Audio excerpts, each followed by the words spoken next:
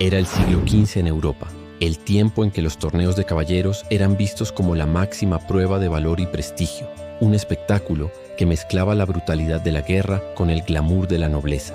El torneo de Neuss de 1475 pasó a la historia no por la gloria de un vencedor, sino por la tragedia de la sangre, por el récord macabro de 60 caballeros muertos en un solo día.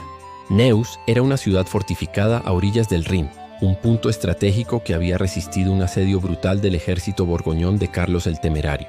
Meses después de aquella resistencia heroica, se organizó un gran torneo para celebrar la paz, para mostrar poder, para impresionar a aliados y enemigos, un espectáculo pensado para la élite de la nobleza germana. Pero lo que debía ser una fiesta de honor se convirtió en una carnicería. Los torneos medievales no eran justas caballerescas como las que el cine nos ha enseñado, con dos guerreros enfrentados en lanzas y caballos bajo la mirada tierna de una dama. Eran batallas masivas, con decenas o cientos de combatientes lanzándose al combate en un campo abierto, con armas reales, con lanzas afiladas y espadas de acero. El objetivo oficial era demostrar destreza, capturar o derribar enemigos, obtener rescates de honor, pero en la práctica se parecían demasiado a la guerra misma. En Neuss, la magnitud del evento superó cualquier límite. Llegaron caballeros de toda la región, hombres de Renania, Westfalia, incluso enviados de más lejos, todos con ansias de gloria, todos con armaduras brillantes, todos convencidos de que ese día escribirían su nombre en la memoria de Europa. El problema fue que la organización no midió los riesgos, o tal vez simplemente no importaba. Las armas eran auténticas, los golpes iban con toda la fuerza, las lanzas atravesaban corazas, los caballos se desbocaban entre los choques, y nadie se detenía a socorrer a los heridos.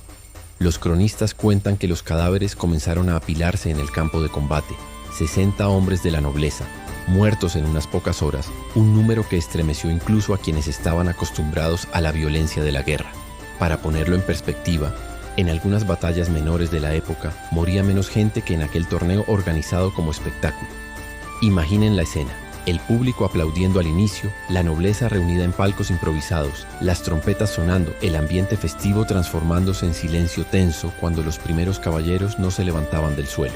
Y luego el espanto, porque a cada choque caían más hombres y la sangre corría en el terreno. Lo que debía ser un acto de propaganda se convirtió en un escándalo internacional.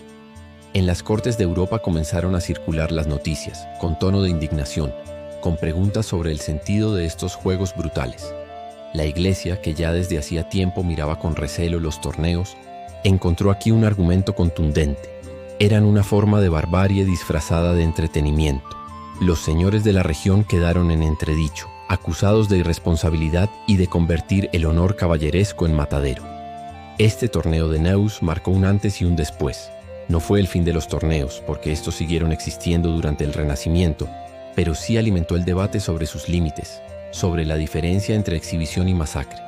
Poco a poco, con el paso de las décadas, los torneos fueron perdiendo su carácter bélico y se convirtieron en espectáculos más controlados, más teatrales, hasta transformarse en justas ritualizadas que imitaban la guerra, pero sin reproducirla en toda su crudeza. El recuerdo de Neuss quedó como advertencia, como ejemplo de lo que ocurría cuando el fervor por la gloria se mezclaba con la imprudencia. 60 familias enlutadas, 60 cuerpos que jamás debieron morir en lo que era, al fin y al cabo, un juego. Algunos cronistas incluso registraron los nombres de ciertos nobles caídos, lo que multiplicó el impacto de la tragedia, porque no eran anónimos soldados, eran miembros de familias con influencia, hombres jóvenes preparados desde la infancia para la guerra y para el honor, que jamás regresarían a sus castillos. En los años siguientes, poetas y moralistas usaron el ejemplo de Neuss como advertencia, como símbolo de la soberbia de la nobleza. El torneo, que debía ser un canto a la caballería, se convirtió en un espejo de sus excesos. Muchos se preguntaron si aquella cultura de la violencia, tan celebrada en el ideal caballeresco, no estaba destinada a destruirse a sí misma. El impacto fue tan fuerte que incluso en otras regiones de Europa comenzaron a establecer reglas más estrictas, limitando el número de participantes, controlando el uso de armas y obligando a que hubiera médicos disponibles en el campo. Era el inicio de la lenta transformación de un ritual sangriento en un deporte controlado. Pero nada borraría la memoria de Neuss, porque ningún otro torneo había dejado un reguero tan grande de sangre. Y aún hoy, cuando pensamos en los torneos medievales, en ese romanticismo falso que tantas veces nos muestran las películas, Conviene recordar que para muchos no fue un baile de lanzas ni un desfile de caballeros galantes, sino una trampa mortal. Porque Neus no fue solo un torneo, fue un campo de batalla disfrazado de fiesta, y la historia lo recuerda como el más sangriento de todos los tiempos. Si llegaste hasta aquí es porque disfrutas de descubrir ese lado oculto de la historia, esos episodios que rara vez se cuentan en los libros escolares. Así que apóyanos con tu like, suscríbete y comparte este contenido para que más personas conozcan la verdad detrás de las leyendas.